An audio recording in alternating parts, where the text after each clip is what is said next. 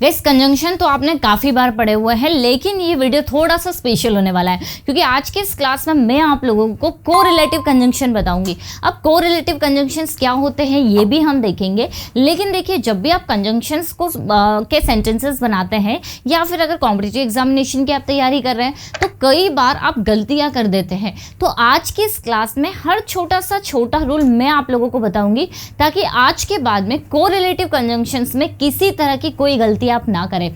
आप यहाँ पर देखेंगे मैंने आपके लिए हर छोटा सा छोटा रूल लिया हुआ है, सब मैं एक्सप्लेन करूंगी और यकीन मानिएगा सबको बहुत जल्दी आराम से समझ में आने वाला है। सो वीडियो के एंड तक बने रहिएगा। Let's begin. अब गाइस हम क्लास स्टार्ट करें उससे पहले हम ये समझ लेते हैं कि कोरिलेटिव कंजंक्शंस क्या होता है। देखिए अगर मैं आपको शॉर्ट में बताऊँ तो कोरिलेटिव कंजंक्शंस क्या होते हैं, ऐसे कंजंक्शंस जो दो वर्ड्स के होते हैं, बोल सकते हैं पेयर में चलते हैं हमेशा, है ना, जैसे आइदर और, नेदर नॉर या neither nor, not only but also, although, yet, hardly, when या बिफोर, नो सूनर देन। तो आप देखेंगे ये हमेशा पेयर में होते हैं और इन सेंटेंसेस में जो वर्ड्स यूज़ किए जाते हैं ये उनको कोरिलेट करते हैं, उनके बीच में जो मतलब बोल सकते हैं मीनिंग होता है, बताते हैं कि दोनों जो वर्ड्स हैं जो इनके आगे या पीछे यूज़ किए जा रहे हैं वो कोरिलेट हो रहे या नहीं हो रहे। तो ऐसे कंजंक्शंस हमारे कोरिलेटिव कंजंक्शंस होते हैं। अब स्टूडेंट्स करते ये है गाइस कि ये वाले कंजंक्शंस में बहुत ज़्यादा गलतियां कर देते हैं। मतलब कई बार देखा है कि ऑल्दो दो के साथ वो किसी और कंजंक्शन के पेयर को ले लेते हैं, हार्डली के साथ में कुछ और ले लेते हैं, नो सूनर के बाद में कुछ और ले लेते हैं। तो ये सारा कंफ्यूजन हम आज क्लियर कर लेंगे। तो शुरुआत करते हैं गाइस हम लोग ऑल दो और दो से। कई स्टूडेंट्स ने मुझे कमेंट किया था कि मैम आपने यहाँ पर वर्क क्यों लगाया, यहाँ पर वॉज आना चाहिए था, या फिर कई सारे कन्फ्यूज़न आप लोगों के हैं। तो जब मैंने आपके कमेंट्स पढ़े तो मैंने सोचा क्यों ना आपका ये कन्फ्यूज़न मैं वीडियो के माध्यम से दूर करूँ। तो देखिए सबसे पहला हमारा है दो और ऑल दो। ये दोनों का मीनिंग सेम होता है। दोनों की हिंदी मीनिंग की अगर हम लोग बात करें तो दोनों का जो हिंदी मीनिंग होता है वो होता है हालांकि, हालांकि या फिर हम बोल सकते हैं भले ही। देखिए आपने ऐसे सेंटेंसेस सुने होंगे जैसे कि भले ही वह गरीब है लेकिन वह सभी की मदद करता है, भले ही वह लेट हो गया था या उससे देर हो गई थी लेकिन फिर भी वह स्कूल गया, भले ही तुम्हें यह समझ में ना आए लेकिन फिर भी तुम्हें थोड़ा तो समझ में आ ही जाएगा, या भले ही आप लिखो ना लेकिन तुम्हें समझ में आ जाएगा। तो जब हम सेंटेंसेस में भले ही या हालांकि का यूज़ करते हैं हम वहाँ पर ऑल दो या दो लगा देते हैं। ये हम सभी जानते हैं, दोनों करेक्ट है। आप चाहे तो ऑल दो लगाए, आप चाहे तो दो लगाए गैस। लेकिन जो आपको ध्यान रखना है वो ये है कि ये वाला जो कंजंक्शन है वो हमेशा येट या फिर कॉमा से फॉलो होता है। आपको इसके पेयर में येट या कॉमा लगाना है बट नहीं लगाना है। हिंदी के सेंटेंसेस में सुनने में लेकिन ज़रूर आ सकता है, लेकिन इंग्लिश में आपको बट नहीं लगाना है। कुछ एग्जांपल्स देखिए। Although it is very costly, हालांकि या भले यह बहुत महंगा है, येट ही बॉट इट, फिर भी उसने यह खरीदा। ठीक है, यहाँ पर मैंने किसका यूज़ किया, येट का यूज़ किया। मैं चाहूँ तो यहाँ कॉमा लगा सकती हूँ। Although it's very costly, comma आ जाएगा ही बॉट इट। मतलब यानी कि आप येट जो है वो ऑप्शनल है, आप चाहे तो लगाए चाहे तो ना लगाए, इसकी जगह आप कॉमा लगा सकते हैं। दो द स्टूडेंट्स वर लेट, भले ही स्टूडेंट्स को देर हो गई थी, yet the teacher allowed them, फिर भी टीचर ने उन्हें अलाउ कर दिया। यहाँ पर मैं चाहूँ तो येट की जगह कॉमा लगा सकती हूँ। तो ये वाला सेंटेंस हमारा करेक्ट है, ये वाला भी करेक्ट है। Though the students were late but the teacher allowed them. अब यहाँ पर गाइस आप देखेंगे मैंने बट का यूज़ किया हुआ है, जो कि अधिकतर स्टूडेंट्स गलत ऐसा कर देते हैं। जहाँ भी उन्हें ऑल दो या दो दिख रहा है उन्हें ये चीज़ ध्यान रख लेनी है कि उन्हें इसके साथ में बट नहीं लगाना है। अगर आपने लगाया तो ये सेंटेंस आपका गलत हो जाएगा। तो याद कर लीजिए ऑल दो और दो का मतलब होता है भले ही, और इसके साथ में आपको येट या कॉमा लगाना है। ये आपका कोरिलेटिव कंजंक्शन है जिसके साथ में दो पेयर हमें रखने हैं, एक हमारा ये और दूसरा हमारा येट या फिर कॉमा। येट ऑप्शनल है, आप इसकी जगह कॉमा भी यूज़ कर सकते हैं। एक और एग्जांपल देख लेते हैं। जैसे मैंने कहा भले ही वह मेरा दोस्त है पर वह मेरी मदद नहीं करता है। देखिए हिंदी में मैंने पर का यूज़ किया लेकिन इंग्लिश में मैं बट नहीं लगाऊंगी। ऑल्दो या फिर दो he is my friend yet he doesn't help me, तो मैंने यहाँ येट का यूज़ किया। बोलने में अगर आप यूज़ नहीं करना चाह रहे हैं तो हल्का सा पॉज लेकर आप आगे का सेंटेंस कंटिन्यू कर सकते हैं। और राइटिंग वर्क में आप येट हटाकर कॉमा भी लगा सकते हैं। तो although he is my friend yet he doesn't help me, simple सा है। आगे बढ़ते गए हमारा नेक्स्ट कंजंक्शन दिया हुआ है हार्डली और स्कार्सली। देखिए दोनों का मतलब सेम होता है, इनका मतलब होता है मुश्किल से, ठीक है। किसी भी काम को आपने मुश्किल से किया, और ये जो व्हेन है इसका मतलब होता है कि। तो आपको ये याद रख लेना है कि हार्डली और स्कार्सली के बाद में व्हेन आएगा, ये पेयर आपको याद कर लेना है ताकि नेक्स्ट टाइम से आप किसी तरह की कोई गलती ना करें। दूसरी याद रखने वाली चीज़ गाइस ये है कि हार्डली जो है वो एक नेगेटिव कंजंक्शन है, तो इसके बाद में आपको हेड पहले लगाना है और उसके बाद में सब्जेक्ट लगाना है। हेड लग गया मतलब यानी कि पास्ट परफेक्ट टेंस है, तो हम वर्ब की थर्ड फॉर्म लगाएंगे। तो हार्डली हैड एंड सब्जेक्ट, ठीक है। जैसे मैंने कहा मुश्किल से मैंने किया था, तो हार्डली हैड आई डन, मुश्किल से तुम यहाँ आए थे, hardly had you come here, मुश्किल से मैंने पढ़ाया था, हार्डली हैड आई टॉट, ठीक है। और सेकंड में हम लोग क्या लगा रहे हैं, वन लगा रहे। इतना आपको ध्यान रखना है कौन से कंजंक्शन के साथ में, हार्डली और स्कार्सली के साथ में, दोनों का मतलब सेम है। चलिए एग्जाम्पल देखते हैं। Hardly had he come here, मुश्किल से वह यहाँ आया था, when his father called him, कि उसके पापा ने उसे कॉल कर लिया। यहाँ पर आप देखेंगे तो मैंने हार्डली हैड लगाया है, देन सब्जेक्ट लगाकर वर्ब की थर्ड फॉर्म लगाई है, कम वर्ब की थर्ड फॉर्म है, और फिर मैंने व्हेन का यूज़ किया हुआ है। मैं यहाँ पर अगर देन यूज़ कर लेती हूँ, देखिए सेंटेंस है hardly had he come here then his father called him, ये आपका सेंटेंस गलत हो जाएगा। क्यों? क्योंकि मैंने यहाँ हार्डली यूज़ किया है और हार्डली के साथ हमें क्या लगाना है, वन लगाना है। तो आपका ये वाला सेंटेंस तो करेक्ट है, लेकिन ये वाला आपका गलत है। Hardly had I done my work, मुश्किल से मैंने अपना काम किया था। देखिए hardly had I, scarcely had I, दोनों करेक्ट है, आप दोनों यूज़ कर सकते हैं। When she gave me another work, मुश्किल से मैंने अपना काम खत्म किया था कि उसने मुझे दूसरा वर्क करने के लिए दे दिया।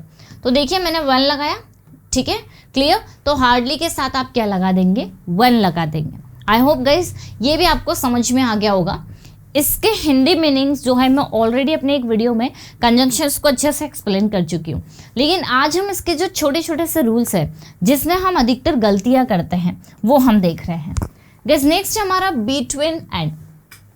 मैंने कई बार देखा है स्टूडेंट्स ये वाले कंजंक्शन में बहुत सारी गलतियाँ करते हैं। आप याद कर लीजिए कि जब भी आप बिटवीन का यूज़ कर रहे हैं आपको उसके बाद में एंड का यूज़ करना है। चलिए कुछ एग्जांपल्स देखते हैं। जैसे बिटवीन का मतलब हम सभी जानते हैं के बीच में होता है, राइट। जैसे you can call me between 9 AM and 12 AM। यहाँ देखिए मैंने बिटवीन यूज़ किया है, मतलब यानी कि आप मुझे 9 से 12 के बीच में कभी भी कॉल कर सकते हैं, 9 से 12 के बीच में। तो यहाँ बोलते समय मैंने कहा है 9 से 12 के बीच में, मैंने और का यूज़ नहीं किया। तो भले ही आप और का यूज़ ना करें, सुनने में ऐसा लगता है कि हाँ यहाँ पर और तो आया नहीं, लेकिन आपको बिटवीन के साथ में एंड लगाना है। जैसे you can call me between 9 AM and 12 AM। एक और सेंटेंस देखते हैं, you can call me between 9 AM to 12 AM। अब यहाँ पर देखिए मैंने टू लगा दिया है, टू लगाया है लेकिन यहाँ पर बिटवीन है। तो अगर बिटवीन लगाया है तो यहाँ पर कंजंक्शन एंड आना चाहिए, ना कि टू। तो आपका ये वाला सेंटेंस गलत है और ये वाला सही है। There is good friendship between Rohan and Sohan. देखिए बिटवीन के साथ मैंने एंड लगाया, मतलब ये वाला सेंटेंस आपका सही है। मतलब ये नहीं कि रोहन और सोहन के बीच में अच्छी फ्रेंडशिप है। तो यहाँ पर मैंने बिटवीन कंजंक्शन यूज़ किया है, और अगर मैं यहाँ टू लगा दूंगी तो आपका ये वाला कंजंक्शन पूरी तरह से गलत हो जाएगा। आई होप गाइस ये वाला छोटा सा भी आपको समझ में आया होगा। नेक्स्ट हम आगे बढ़ते हैं no sooner than.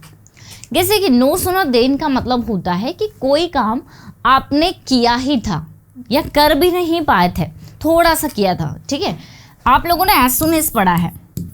As soon as का मतलब क्या होता है, ज्यों ही त्यों ही, मतलब जैसे ही हम बोल सकते हैं, जैसे ही।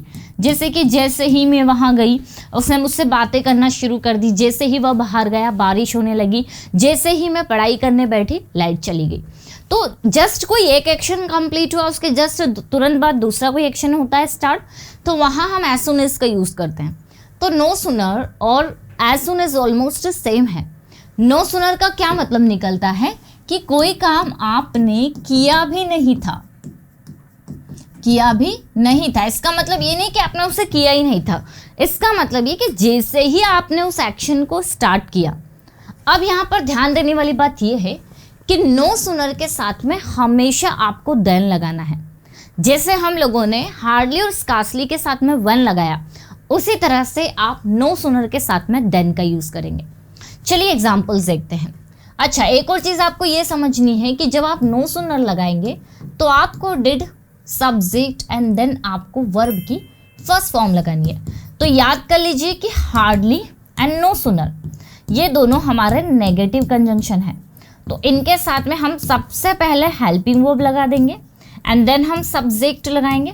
यहाँ देखिए, hardly had, no sooner did, ऐसे आपको याद कर लेना। हैड लग गया तो वर्ब की थर्ड फॉर्म एंड डिड लग गया तो वर्ब की फर्स्ट फॉर्म। तो कोई काम हमने किया भी नहीं था। देखते हैं example. No sooner did she complete her work, उसने उसका काम कंप्लीट भी नहीं किया था, मतलब जस्ट वो कंप्लीट करके उठी ही थी। एज सुन एज वाला मीनिंग रहता है। तो no sooner did she complete her work then her mother gave her another work, उसने उसका काम कंप्लीट भी नहीं किया था कि उसकी मम्मी ने उसे दूसरा काम दे दिया। यहाँ पर देखिए मैंने देन का यूज किया हुआ है, ठीक है। No sooner did I go out, मैं बाहर गई भी नहीं थी। यहाँ बोल सकते हैं जैसे ही मैं बाहर गई देन इट स्टार्टेड रेनिंग, बारिश होने लगी। सो गाइस देखिए मैंने यहाँ पर नो सुनर के बाद में देन का यूज़ किया है। आपको याद कर लेना है कि जब भी हम नो सुनर लगाएंगे हमें डिड और देन का यूज़ करना है। हम और एग्जाम्पल देख लेते हैं। जैसे कि मैंने कहा कि मैंने खाना खाया भी नहीं था कि मेहमान घर पर आ गए। तो no sooner did I eat food, no sooner did I eat food then guest came at my home, ठीक है। अब यहाँ पर मैंने देन का यूज़ कर लिया, क्यों? क्योंकि मैंने नो सुनर लगाया है। Complete. So guys I hope ये आपको क्लियर हुआ होगा। नेक्स्ट आगे बढ़ते हैं एज इफ, एज दो, जिसमें स्टूडेंट्स बहुत ज़्यादा कंफ्यूज्ड रहते हैं। काफ़ी स्टूडेंट्स ने मुझे कमेंट किया कि मैम आपने तो आई के साथ ही, शीट नेम के साथ, सभी के साथ वर लगा दिया। चलिए मैं आपको एक्सप्लेन करूँ उससे पहले आप लोगों के लिए इसका हिंदी मीनिंग जानना ज़रूरी है। कि देखिए एज इफ या एज दो, इसका हिंदी मीनिंग होता है मानो जैसे। क्या होता है? मानो जैसे। देखिए ये जो सेंटेंसेस है ना, ये जनरली रियल नहीं होते। आप जब किसी के बारे में बताते हो कि वह तो ऐसे बात करता है मानो जैसे कि वह उसी की कंपनी हो, वह ऐसे चलती है मानो जैसे कि वह कोई एक्ट्रेस हो, तो जब सिचुएशन अनरियल है, रियल नहीं है, ऐसी कंडीशन में हम लोग जो हेल्पिंग वर्ब यूज़ करते हैं वो हमेशा पास्ट की यूज़ करते हैं। यहाँ पर देखिए मैंने सभी के साथ वर लगाया है जब आप वर्ब ऑफ टू बी के सेंटेंसेस बनाएंगे, और यहाँ पर वर्ब टू लगाया है जब आप कोई टेंस लेंगे। ये दोनों यूज़ होंगे जब आप प्रेजेंट सिचुएशन को लेकर बात कर रहे हैं। आपने कहा कि वह ऐसे चलती है मानो जैसे कि कोई एक्ट्रेस हो, ठीक है। यहाँ पर देखिए मैंने वर्ब ऑफ टू बी का सेंटेंस लिया है, मानो जैसे कि कोई एक्ट्रेस हो।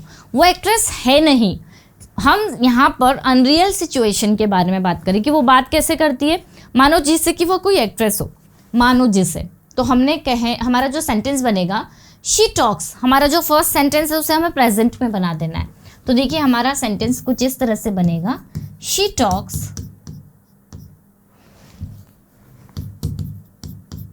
She talks. अब हम मानो जैसे के लिए लगा देंगे एज इफ वह कोई एक्ट्रेस हो, she talks as if she.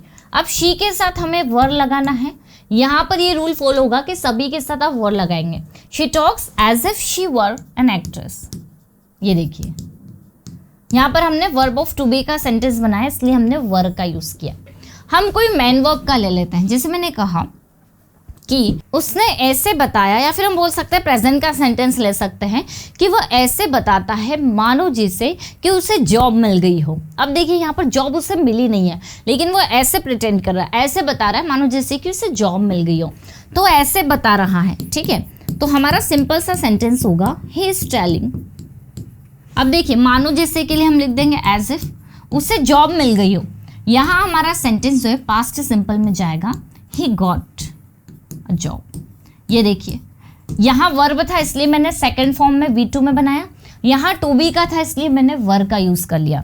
चूँकि हमारा प्रेजेंट जो फर्स्ट वाला टेंस है वो प्रेजेंट में जा रहा है, क्योंकि हम प्रेजेंट सिचुएशन की बात कर रहे हैं कि वो तो ऐसे बता रहा है मानो जैसे उसे जॉब मिल गई, वो अभी आपके सामने बात कर रहा है, इसलिए हमने यहाँ पर प्रेजेंट टेंस का यूज़ किया है। यहाँ पर भी हमने प्रेजेंट टेंस का यूज़ किया क्योंकि उसकी बात करने की आदत ही ऐसी कि वो तो ऐसे बात करती है मानो जैसे वो एक्ट्रेस हो।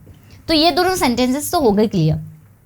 लेकिन गाइस आप इसमें V2 मतलब फर्स्ट सेंटेंस में पास्ट भी बना सकते हैं और बाद वाला सेंटेंस भी आपका पास्ट हो सकता है। कैसे, चलिए मैं आपको बताती हूँ। आप इस सेंटेंस का यूज़ तब करेंगे जब आप पास्ट के बारे में कुछ बताएंगे कि उसने तो ऐसे बात की मानो जैसे कि उसने उसे देखा हो, या फिर हम बोल सकते हैं कि उसने मुझे ऐसे डांटा मानो जैसे कि वह मेरा टीचर हो, या उसने काम तो ऐसे कंप्लीट किया मानो जैसे कि उसे कहीं जाना हो। ठीक है, तो यहाँ पर हम पास्ट को लेकर डिस्कस कर रहे हैं, तो हमारा फर्स्ट सेंटेंस जो है V2 में बन जाएगा और सेकंड वाला हेड में बनेगा। जैसे मैंने कहा उसने ऐसे बात की मानो जैसे कि वह मुझे जानता हो, तो देखिए उसने मुझसे ऐसे बात की, तो हमारा सेंटेंस बनेगा ही टॉक्ड टू मी। ये फर्स्ट सैम्पल, ये हमारा पास्ट को लेकर हम बता रहे हैं कि उसने मुझसे ऐसे बात की। आप कल की बात बता रहे कि कल उसने मुझसे ऐसे बात की मानो जैसे वो मुझे जानता हो। आप हमेशा का नहीं बता रहे कि वो मुझसे ऐसे बात करता है। अगर सिचुएशन प्रेजेंट में है तो आप ये वाला दोनों स्ट्रक्चर्स फॉलो कर सकते हैं। तो he talked to me as if he had knew me. ये देखिए he had knew me. So guys यहाँ पर आपने क्या किया, हैड लगाकर वर्ब की थर्ड फॉर्म लगा दी। ठीक है, ये देखिए मैं आपको सिर्फ जो रूल्स है ना वो बता रही हूँ। इस पर डिटेल वीडियो मेरे ऑलरेडी बने हुए हैं जिसमें मैंने एक्सप्लेनेशन बहुत अच्छा दिया हुआ है, प्रैक्टिस अच्छी करवाई हुई है, आप उसको भी एक बार देखिएगा।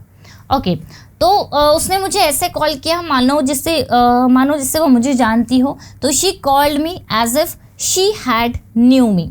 कोई भी सेंटेंस हो सकता है, एज इफ लगाओ या एज दो लगाओ, दोनों ही करेक्ट है। चलिए आगे बढ़ते गए, हमारा नेक्स्ट और लास्ट है लेस्ट एंड शुड।